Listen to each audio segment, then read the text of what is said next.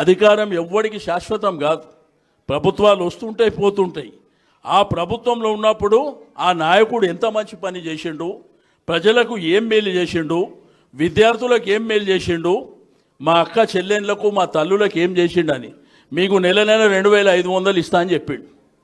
మహాలక్ష్మి కింద 2500 వస్తున్నాయమ్మా. Free bus అని పెట్టిండు. మీ ఇంట్లో ఉండేటువంటి మొగోళ్ళకేమో డబుల్ టికెట్. కాబట్టి ఇవన్నీ కార్యక్రమాలు జరుగుతున్నాయి మన కళ్ళ ముంగటనే, మనం అన్నీ చూస్తున్నాం. మీకు అందరికీ కోరుకునేది ఒకటే, తెలంగాణ రాష్ట్రానికి ఎప్పటికైనా గులాబీ జెండానే కేసీఆర్ గారే శ్రీరామ రక్ష అనేటువంటి విషయాన్ని మీరు గుర్తుపెట్టుకోవాల్సినటువంటి అవసరం ఉందని చెప్పి నేను ఈ సందర్భంగా తెలియజేస్తూ ఉన్నాను. మాట్లాడుతుర్రు, గట్టిగా మాట్లాడుతుర్రు, పోలీసులు పెడుతుర్రు, ఇష్టం ఉన్నట్టు రౌడీజం చేస్తుర్రు. సరే, ఎవడికి శాశ్వతం కాదు. రౌడీజం గుండాయిజం మనకు కూడా తెలిసిందే కదా. తెలంగాణ ఉద్యమ పోరాటంలో అనేకమైనటువంటి పోరాటాలు చేసి కేసులతోని జైల్లోకి పోయినటువంటి పార్టీ కదా ఇది. కాబట్టి దేనికి భయపడవలసినటువంటి అవసరం లేదు. రాజకీయాలలో ఒడిదుడుకులు ఉంటాయి, కానీ తప్పకుండా ఒకసారి ప్రజలు ఆలోచించి దొంగ మాటలు చెప్తున్నారు కదా, వీళ్ళకు అవకాశం ఇస్తామని చెప్పి వాళ్లకు నిజమేందో బట్టబయలైపోయింది.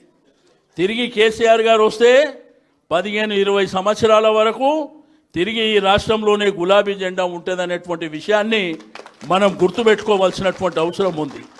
ఒక రాష్ట్రాన్ని సాధించినటువంటి నాయకుడు, ఒక రాష్ట్రాన్ని పరిపాలన చేసినటువంటి నాయకుడు, నా రైతు బాగుండాలి, నా అక్క చెల్లె బాగుండాలి, నా తమ్ముళ్ళు బాగుండాలి, ప్రజలు బాగుండాలని నిరంతరం శ్రమ చేసినటువంటి నాయకుని పట్టుకొని, అంత వయసున్నటువంటి నాయకుని పట్టుకొని ఈ నీచమైనటువంటి భాష మన కళ్ళారా చూస్తున్నాం.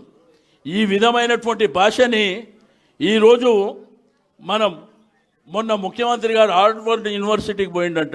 ఎక్కడ? అమెరికాలో. హార్వర్డ్ యూనివర్సిటీకి నేను వచ్చిన తర్వాత ఏం మాట్లాడిండో చూసారు.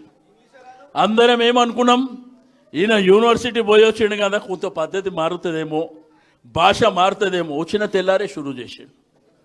కాబట్టి కుక్క తోకకు అది ఎంత చేసినా అది వంకరనే ఉంటుంది అనేటువంటి విషయాన్ని మనం గుర్తెరగాలని చెప్పి నేను ఈ సందర్భంగా తెలియజేస్తూ ఉన్నాను. నేను షేర్లింగంపల్లి కార్యకర్తలకు, నాయకులకు అందరికీ మీరు ధైర్యంగా ఉండండి, మేము ఉన్నాం మీ వెనుక. మీకు అన్ని విధాలుగా మేము అండదండలుగా ఉంటాం. తప్పకుండా అన్ని రకాలుగా మీకు మేము ఎంకరేజ్ చేయడానికి మేము ఉంటామని చెప్పి నేను ఈ సందర్భంగా తెలియజేస్తూ ఉన్నాను. ముఖ్యంగా